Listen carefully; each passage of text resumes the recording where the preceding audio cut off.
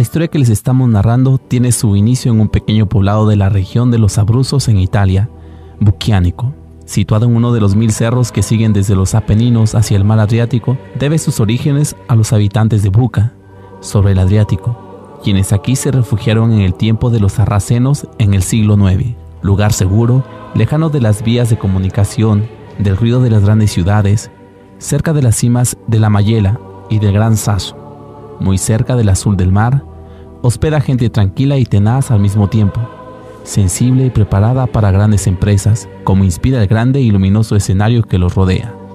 Estamos en el año del Señor 1550. También Bucchianico tiene su abadía, sus torres medievales y una única puerta de ingreso, su castillo con su príncipe, el marqués Caracciolo. Aquí habitan los de Lelis, gente de noble linaje, entre las familias más destacadas de la sociedad y honrada y de bien. Doña Camila de Compelis, hermana del mayordomo de Vasto, nativa de Loreto, Apretino y esposa de Juan de Lelis, capitán de Carlos V, tiene casi 60 años y está esperando a un hijo. Es el único bien del mundo que desea fervientemente por su soledad en las largas e inacabables noches invernales, cuando afuera hay nieve y viento, y su esposo Juan está muy lejos para servir con la espada en una de las 100 cortes de Italia. Sin embargo, su gozo inesperado, considerada su edad avanzada, está turbado por un sueño misterioso. Una larga fila de niños, con una cruz bordada al pecho, son guiados por uno más alto con un estandarte con el mismo signo. Su corazón de mamá se estremece. ¿Será un bandido? ¿Un jefe asesino de una pandilla? Son muchas las historias de bandoleros que circulan entre la gente. Tiene miedo que su hijo, pedido al Señor con súplicas y con lágrimas, termine sus días colgados de una cuerda al cuello, ruina y vergüenza de su casa.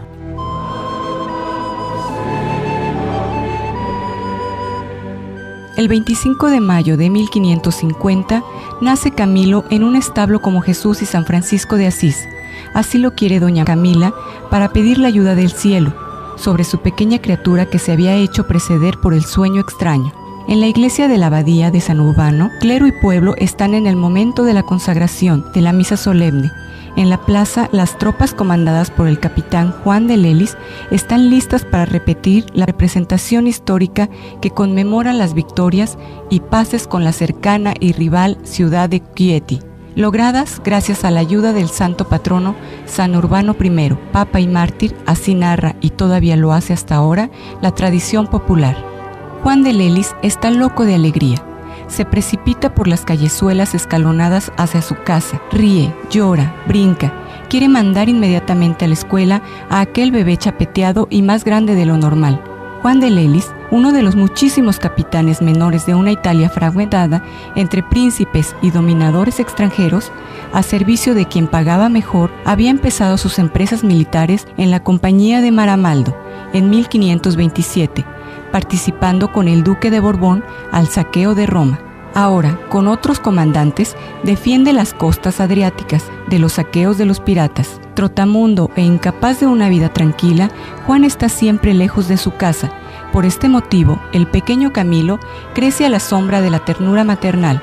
Sin embargo, su carácter necesitaría la presencia paterna. Todo sigue regularmente mientras vive en su casa materna, pero cuando empieza a responder a las invitaciones de su primo Onofrio y otros compañeros, todos desean la disciplina férrea y militar de su papá.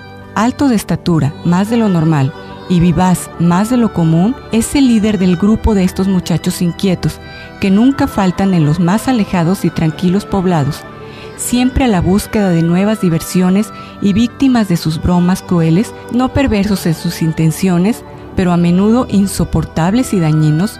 Una manía sobre todo predomina en él, el juego de las cartas y de los dados, que será la perdición de su juventud.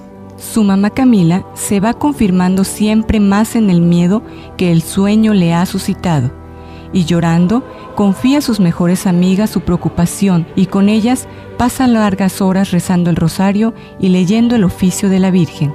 Tiene poco más de 13 años cuando muere su mamá. Muere con aquella pena en el corazón, su última mirada bañada en lágrimas, implorando a Camilo que se aleje de la amenaza del sueño de la cruz y del sayal con un cinturón de cuerda. Camilo sufre y aquellas horas tristes y llenas de dolor lo acompañan por mucho tiempo en las noches pobladas de fantasmas y de acusaciones y autorreproches absurdos de haber acortado los días de su madre. Su papá Juan intenta tomar el lugar de doña Camila, le asigna un preceptor personal, pero la forzosa ausencia y la falta absoluta de ganas de estudiar de su hijo le aconsejaron tomar la decisión de llevárselo y de iniciarlo en las armas.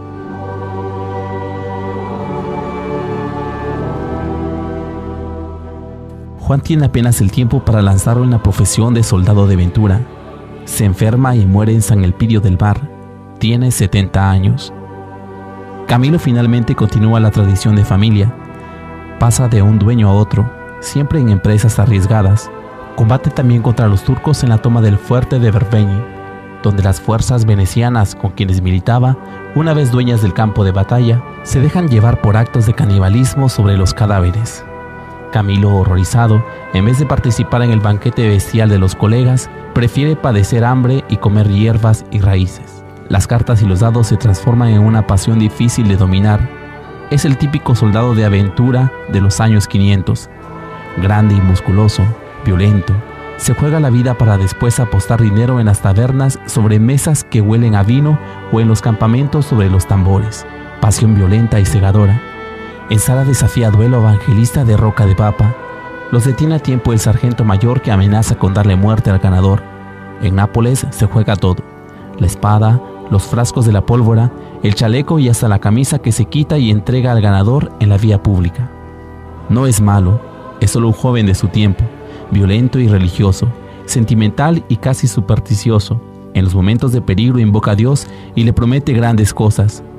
Así, el 28 de octubre de 1574, en una galera española de regreso a Nápoles de Palermo, tambaleada por la tempestad, repite por segunda vez el voto de vestir el sayal franciscano, si es que se pudiera salvar de la muerte.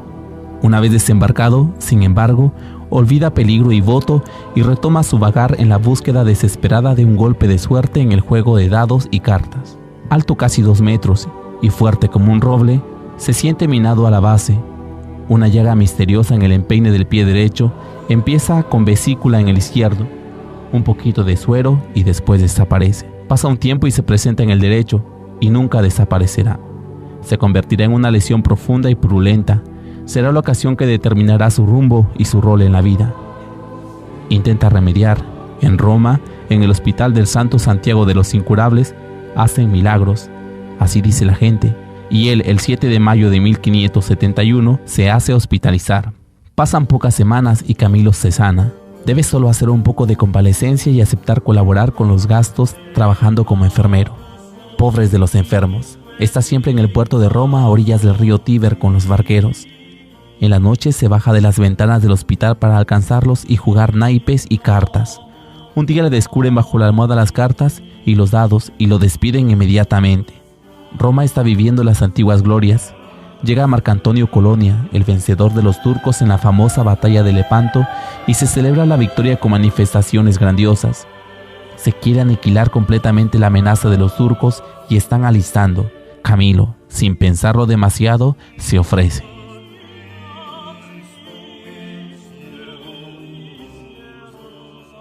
En el invierno, las compañías se desintegran. No hay posibilidad de alojamiento. y los mercenarios vuelven a su casa si tienen, o mendigan o roban. Camilo se encuentra en la necesidad de pedir limosna. Es el 30 de noviembre de 1574, una fecha que nunca olvidará. Ruborizado por la vergüenza, con el sombrero en la mano, se pone afuera del templo de Santo Domingo de Manfredonia, un pueblo a orillas del mar Adriático. La gente lo observa con detenimiento. Él es muy alto y robusto.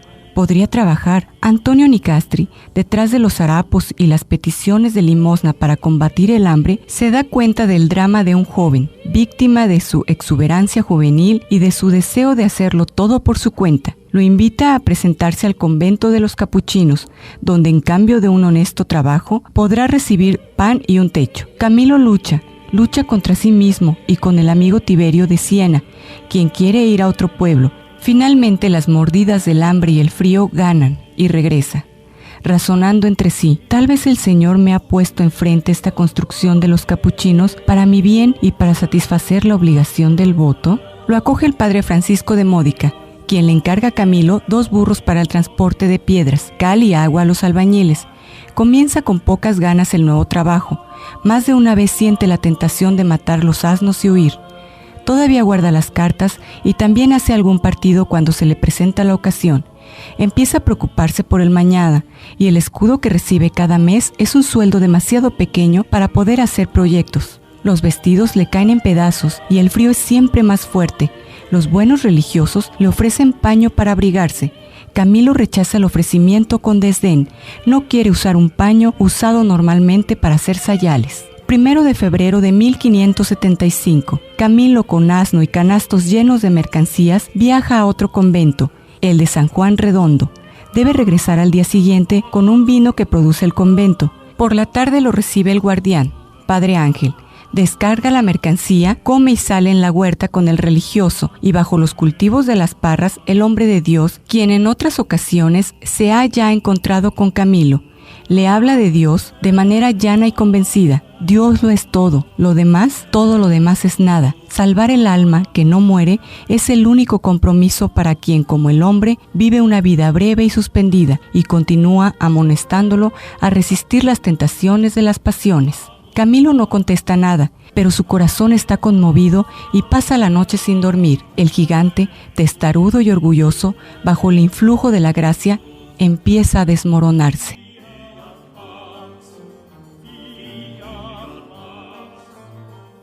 2 de febrero, fiesta de la purificación de la Virgen María. Camilo asiste a misa y recibe el cirio bendito.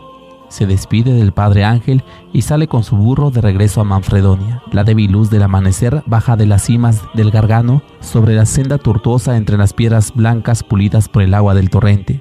La tradición dice que muchos años antes el arcángel Miguel había tenido una lucha muy dura con el diablo allí mismo, en el valle. Tiene lugar otra batalla entre el hombre viejo del pecado y los vicios y un alma joven que quiere redimirse. De repente Camilo se encuentra en el suelo, llorando como un niño y gritando a Dios: Señor, he pecado, perdóname a mí, gran pecador, miserable e infeliz soy yo, quien por mucho tiempo no te ha reconocido, Dios mío, y no te he amado. Dame tiempo para hacer penitencia y llorar por mis culpas, hasta lavar con lágrimas todas manchas de ellos. No más mundo. No más mundo. Tiene 25 años y debe empezar su vida de nuevo. La iglesia celebra el Año Santo y otorga el perdón general. En Manfredonia, nadie quiere creer en su conversión, pero esta es la realidad. Comienza a comulgar semanalmente, como está permitido a los religiosos, y comienza a reconstruir su vida nueva sobre las huellas de Francisco de Asís. Viste el hábito y le dan el nombre de Fray Cristóbal. Todos quedan asombrados del cambio y le apodan Fray Humilde. La paz y el gozo, tan intensos, no duran mucho. El roce del paño burdo sobre la carne desnuda reabre y empeora la vieja y misteriosa llaga del empeine del pie derecho. Es el fin. Después de un primer intento en el Hospital del Santo Santiago en Roma y el regreso al noviciado de los capuchinos, debe dejar definitivamente el convento. Deja el noviciado con la muerte en el corazón, dirigiéndose, es ya la tercera vez, al Hospital Santo Santiago en Roma. A mediados de octubre de 1579, está de nuevo en Roma, y esta vez para siempre. Entra como peregrino a la ciudad eterna y se confunde entre la confusión de caballeros y príncipes con sus cortesanos, y peregrinos que rezan los salmos. Es la tercera vez que entra al hospital.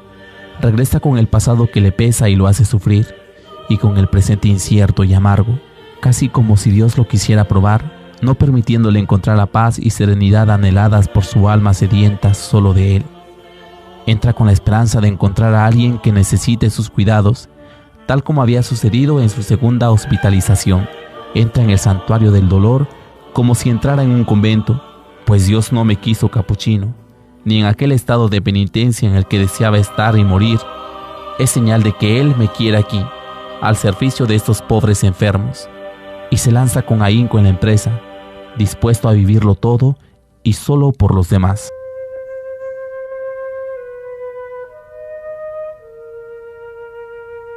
Regresa con San Felipe Neri, quien lo acoge con los brazos abiertos y con un «ya te lo había dicho».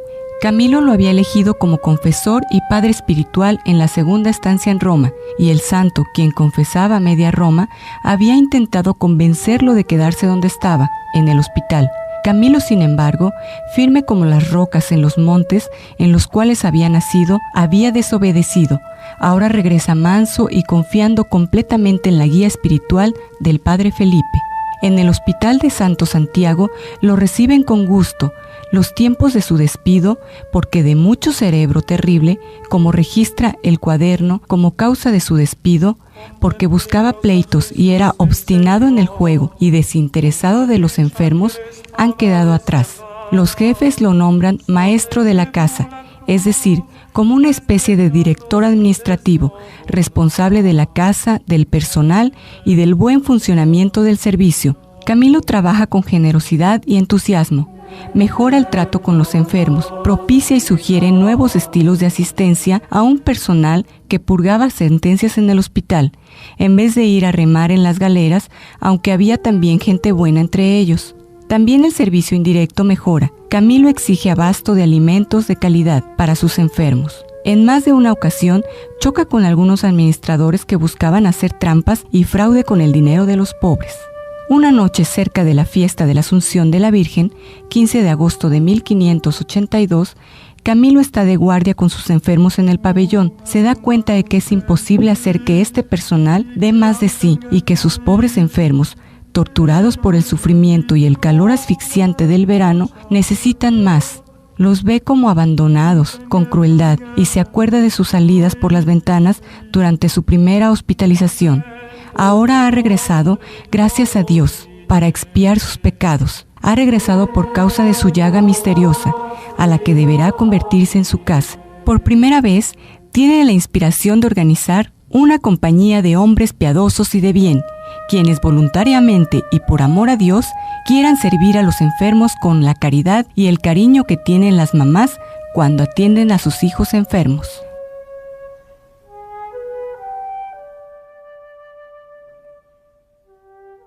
Cuatro seglares: Bernardino Norchino, Curcio Lodi, Lodovico Altovelli y Benigno Lauri, y un sacerdote, Francisco Profeta, capellán del hospital, aceptan su programa.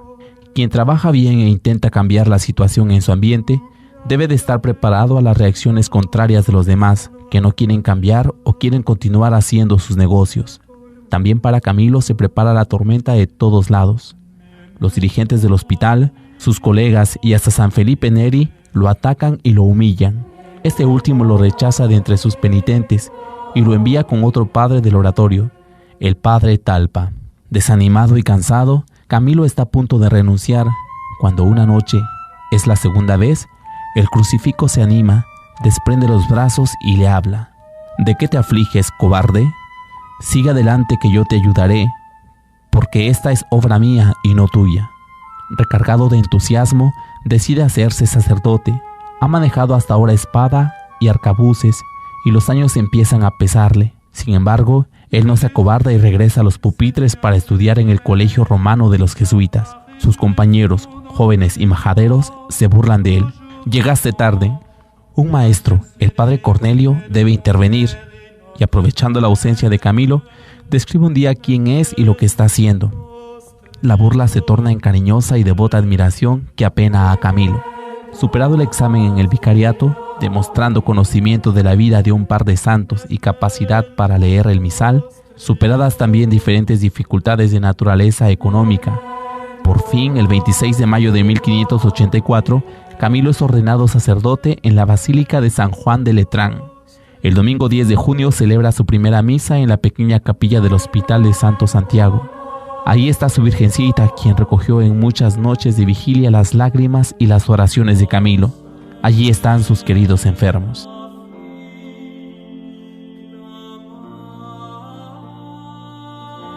La maldad del hombre puede llegar a ser grande y asustar. Voces malignas insinuaban que Camilo y sus compañeros querían adueñarse de la administración del hospital. Lo llaman a cuentas y lo regañan. Lo amonestan y le mandan que cierre de inmediato el oratorio, donde tenía sus reuniones, la que llaman su compañía de burla, y que vuelva a servir a los enfermos en la oscuridad y simplicidad. Camilo obedece, pero llegado a su lugar de oración, se da cuenta de que ya lo han desmantelado y han tirado al suelo el gran crucifijo que desde hacía tiempo acompañaba a Camilo. Es demasiado. Camilo se da cuenta de que ha llegado la hora de dejar el Santo Santiago y buscar otro lugar para realizar sus proyectos. También porque se ven multiplicadas las peticiones por parte de aspirantes que quieren compartir su ilusión. El 1 de septiembre de 1584, Camilo deja el cargo de mayordomo, a pesar de que continúa la asistencia diurna a los enfermos. Algunos días después, a mediodía, cuando las calles están llenas de gente, sale de Santo Santiago con su crucifijo, recorre las calles, sale de la puerta de la ciudad y se establece en la pequeña iglesia de la Virgencita de los Milagros, a orillas del río Tíber, húmeda y decadente, pero llena de espiritualidad y caridad. Aquí se establece con sus compañeros, a los que impone el hábito el 8 de septiembre, fiesta de la Natividad de la Virgen. El tiempo pasa y se convierte en historia. También para la compañía del Padre Camilo, de la Virgen de los Milagros, pasa a la calle de las tiendas oscuras. El grupo se hace más numeroso y su caridad angelical se convierte en el más poderoso medio de propaganda. Es hora de pedir y recibir la aprobación oficial de la Iglesia, que llega el 18 de marzo de 1586 con el Papa Sixto V. De ahora en adelante se llamarán ministros de los enfermos, es decir, servidores, y para ellos pide y logra como signo distintivo una cruz roja de paño cosida en el pecho del hábito. Es la misma cruz misteriosa que doña Camila había soñado antes que Camilo naciera. El 29 de junio de 1586, fiesta de los apóstoles Pedro y Pablo, Camilo presenta oficialmente al mundo su nueva congregación. Él y 8 compañeros suyos, con la cruz roja en el hábito y con capa, van a la tumba del príncipe de los apóstoles para entregar y consagrar el mensaje de amor y caridad simbolizados en aquella cruz.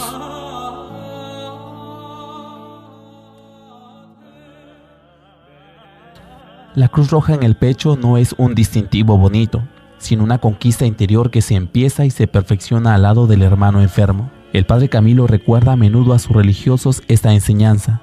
Significa que todos nosotros, marcados por ese distintivo, estamos como esclavos, vendidos y dedicados al servicio de los pobres enfermos, y que la que hemos abrazado es una congregación de cruz, es decir, de muerte, padecimientos, compromiso. Por eso, los que quieran seguirnos en nuestro modo de vida deben estar dispuestos a vivir y abrazar la cruz, a negarse a sí mismos y a seguir a Jesucristo hasta la muerte. En la primavera de 1587, cuando la nieve deja libre los caminos, el Padre Camilo vuelve a Buquiánico, acompañado por 6 religiosos. La cruz roja en sus pechos asombra a los habitantes del pueblo. El sueño de doña Camila, su madre, se ha convertido en realidad.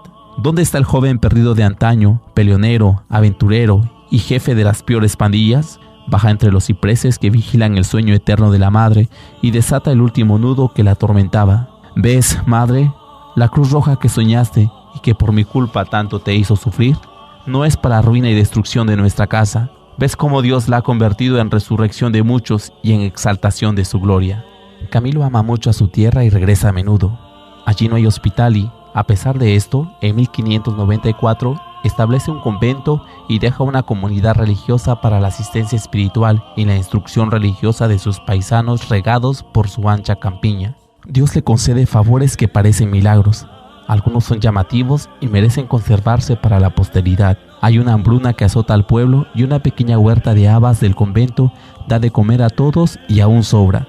Falta un material raro para construir un pozo en el convento y, gracias a la inspiración del padre Camilo, lo encuentran con facilidad, a pesar de que no haya cimientos en aquella zona. Nápoles, Milán, Génova, Florencia, Bolonia, Mantua, Ferrara, Messina, Palermo, Viterbo y donde quiera que sea posible. Camilo establece comunidades de sus religiosos, asumiendo el servicio completo de los enfermos, de un extremo al otro de la península italiana, con viento, lluvia, nieve, sol, a pie, a caballo o en diligencia. Él está continuamente de viaje para animar la voluntad generosa de sus jóvenes religiosos, para prepararlos cuando él ya no esté entre ellos.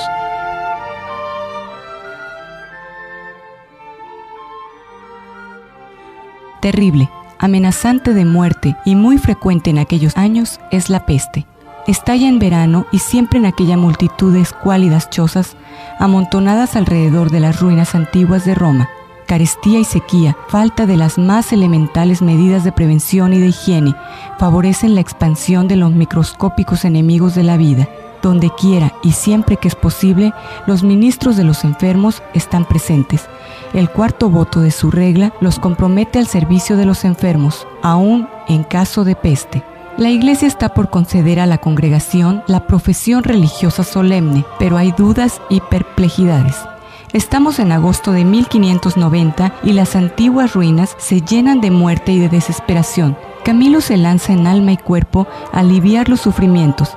Se queda solo con sus religiosos a enfrentar la situación. Es el bautismo de sangre de la congregación. La Cruz Roja sale aún más roja por la sangre de muchos muertos en nombre de la caridad y del amor. El 21 de septiembre de 1591, la Iglesia reconoce este holocausto anónimo de muchos jóvenes y eleva la compañía del padre Camilo a orden religiosa. Camilo, fuerte y todavía con un ánimo a lo militar, frente a los niños, víctimas inocentes del dolor, se vuelve tierno y casi cómico para manifestar su cariño maternal a los pequeños, quitados del pecho de su madre, víctima de la fiebre y quizás ya muerta, y necesitados de los cuidados que su edad exige. En la organización de la asistencia a los enfermos de peste no podían faltar las cabras, para amamantar y dar su leche a los pequeños que sufrían. Camilo entra a todos los lugares y toca todas las puertas. Cuando no recibe respuesta, con un empujón derriba la puerta o entra por la ventana o se baja por un agujero en el techo. Tiene un sexto sentido para detectar a la gente que no se puede defender, no puede pedir ayuda o es ya víctima de la muerte. En lo profundo de la noche de Roma, una luz tenue va y viene del convento de la Magdalena, la casa de Camilo y su cuartel general. Una llama de amor que va a llevar luz y calor a quien no espera nada más de los hombres y de la vida, y maldice el día de su nacimiento.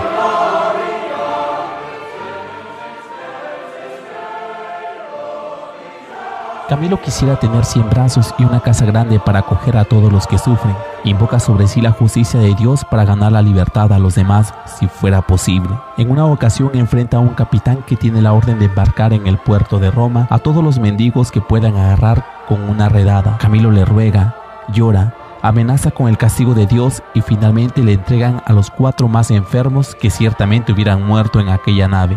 Camilo a menudo viaja por mar. En esas ocasiones no deja de rezar y hacer el bien. Cuando llega al navío, pide al comandante noticias de los condenados a remar que estén enfermos. Los cuida y asiste a lo largo del viaje, estando bajo cubierta en un lugar oscuro y maloliente en toda la travesía. Llegados al puerto, o les deja en un donativo o baja para comprarles algo que necesiten. Después de Roma y Nápoles, la ciudad italiana que ve el santo ardor del padre Camilo es Milán, a donde llega el 14 de junio de 1594 y entra en la Ca' Granda, el monumental hospital mayor, para revolucionar el sistema asistencial. Aquí redacta un asombroso texto de deontología asistencial hospitalaria para sus sacerdotes y hermanos enfermeros, que se anticipa al tiempo y llama la atención por lo que sabe hacer el amor al prójimo por Cristo. Quiere ventanas grandes en las salas para que la luz y aire den respiro saludable a los enfermos.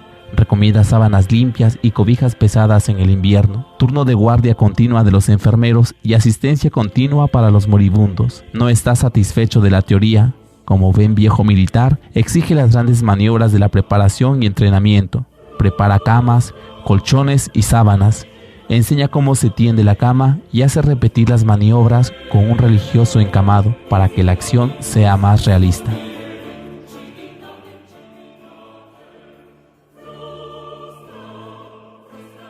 Vuelve también a los campos de batalla, pero con su cruz roja para llevar vida y salvación a los soldados heridos. No pudo participar personalmente porque el Papa mismo se lo impidió, pero da normas precisas y detalladas a sus religiosos para los primeros auxilios, la preparación de las ambulancias, la predisposición de un hospital de campo. Conoce bien los horrores de la lucha y tiene todavía en sus narices el olor agrio de la sangre mezclada con la pólvora. La primera ocasión se presenta en junio de 1595, con la expedición contra los turcos en Hungría. Se repite la misma experiencia en 1597 y 1601. Anticipando los tiempos, Camilo inicia la organización asistencial en los campos de batalla. Hombre de pocas letras, apodan a Camilo los sabiondos de su tiempo. Sin embargo, de grande y fina intuición, gracias al amor y a la devoción que tiene hacia quien está enfermo o pobre, hasta el punto de imponer normas higiénicas y de salud ni siquiera imaginables en su tiempo. Educado y enérgico, exige respeto de todos. Un día estaba regresando con un enfermo entre brazos y cerca del puente San Ángel se encuentra con una mujer que estaba barriendo la basura de su casa a la calle. Camilo se para y desde lejos le ruega: «Mujer, por favor, espera un momento. Tenga cuidado que pasa este pobre». Espera un momento que se asiente el polvo y continúa su camino. Camilo, en donde quiera que encuentre enfermos, se los echa a cuestas y los lleva al hospital. Una vez estaba acompañando a 3 o 4 de ellos, pero a mitad del camino uno se desmayó y se cayó, incapaz de seguir adelante. Pasa una carroza de señores notables, los para y suplica que lleven con ellos al enfermo. Conmovidos, bajan y le dan toda la carroza a su disposición.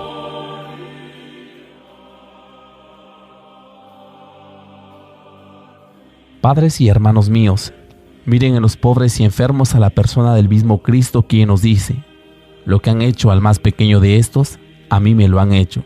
Hermanos míos, esos pobrecitos y enfermos a quienes servimos nos harán ver un día el rostro de Dios. Los enfermos son nuestros señores y amos, y nosotros los debemos servir como sus siervos y esclavos. Aquí radica el secreto de la conversión de Camilo, el haber descubierto a su Dios en los pobres enfermos. Camilo es un contestador de su tiempo, sin embargo siempre respetuoso de la autoridad establecida. Al mismo tiempo, con la autoridad actúa con determinación cuando se trata del bien de sus enfermos. Una vez un cardenal lo para pedirle información sobre los enfermos. Camilo trata de escabullirse con un simple «mejor». El encuentro, sin embargo, amenaza con prolongarse. Camilo se levanta la capa y, mostrándole un frasquito, le dice: «Monseñor ilustrísimo, le ruego por amor de Dios que no me detenga más, porque está pasando el tiempo para darle este remedio a un enfermo».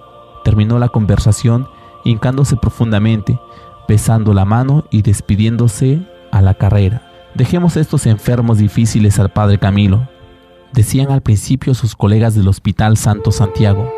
En verdad, a los más llagados y que causaban repugnancia, a los que todos esquivaban y esperaban tan solo la liberación de la hermana muerte, a ellos atiende Camilo, su ángel de salvación. Cuando no hay humanamente nada que hacer, él le dirige una sonrisa calma y luminosa, la misma que había aprendido de su madre anciana y ahora ausente.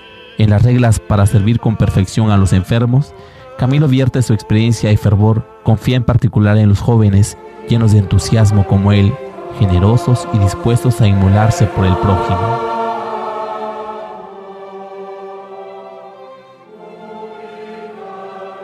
En el Hospital Santo Espíritu está la escuela de formación para sus ministros de los enfermos. Se halla más allá del río Tíber, cerca del castillo San Ángel. Allí los lleva por la mañana temprano hasta mediodía, vuelve por la tarde hasta el toque del Ave María. En todas las estaciones, invierno o verano, con el sol o bajo el diluvio, un día a mediados de agosto, caminando bajo el candente sol, se da cuenta que un aspirante muy joven busca su gigantesca sombra para protegerse de los rayos. Camilo levanta el borde de su capa y por lo que resta del camino lo protege del sol. En la noche de Navidad de 1598, el río Tíber rompe las vallas e invade Roma. arrastrando personas y cosas. Camilo desde hace algunos días está observando con preocupación el nivel de las aguas que va subiendo. Sin esperar, empieza a trasladar a los enfermos de la Sala Sixtina. Son 300. Quedan todavía muchos cuando el agua fría entra al hospital. Durante toda la noche continúa el trabajo, con el agua hasta la cintura y después con lanchas para salvar a los vecinos que habían subido a los techos de sus chozas. La llaga de su pie derecho se ha extendido a toda la pierna, le sangra y le provoca un dolor muy fuerte. Camilo se transforma de soldado que da la muerte en salvador de la vida humana. Él tiene una balanza en su mente. Sí, mató en guerra, mató por un sueldo. Ahora siente que nunca podrá pagar completamente esta pena. Ahora ve en cada hermano al mismo Cristo. Lo ha descubierto tarde. Y no encuentra paz hasta que lave la sangre de su Dios que Él ha derramado sacrílegamente en la tierra con su mano asesina y golpeando hermanos anónimos y nunca conocidos. Tiene un ánimo sensible. Le quedó la huella franciscana de sus primeros años, después de su regreso a Dios, como el santo de Asís. Ama a los animales porque son criaturas de Dios. Una vez, viajando de Roma a Bucchianico, encontró un corderito perdido en los montes. Lo recoge y, alcanzando a los pastores, se lo entrega. Otra vez, no encontrando al dueño, lo lleva a su tierra y se lo entrega a un amigo. No tolera que se maltrate a los animales, sean burros o gatos.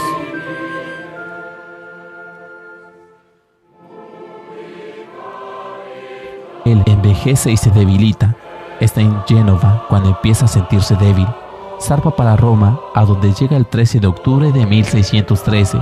Pasa algunos días encamado. Retoma su servicio al lado de los enfermos del Santo Espíritu, pero su físico no aguanta ya.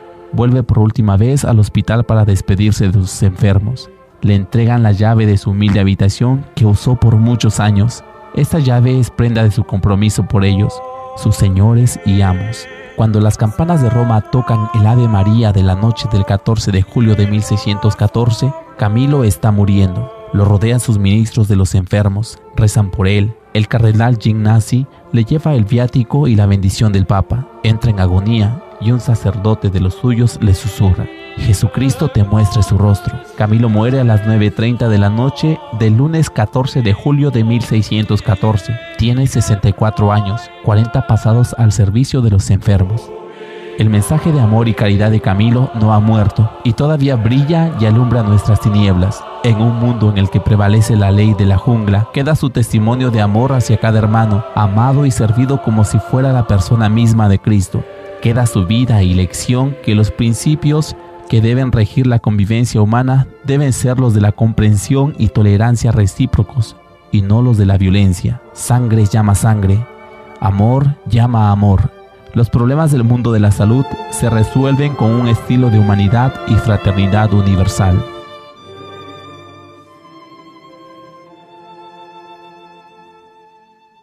Los pobres y marginados lo quieren santo de inmediato y lo eligen como su patrono.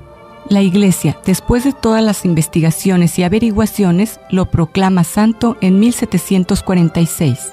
El Papa León XIII en 1886 lo proclama patrono universal de los enfermos y hospitales. La ciudad de Roma en 1914 lo declara bienhechor de la humanidad. El Papa Pío XI en 1930 lo define modelo de asistencia para los trabajadores de la salud y enfermeros. San Camilo continúa su peregrinación de caridad por las calles del mundo a través de sus religiosos, hermanos y padres en hospitales, dispensarios, asilos, instituciones para enfermos de todo tipo en los 5 continentes. Los anima la fe en Jesús, buen samaritano, que nos repite: ve y haz tú lo mismo.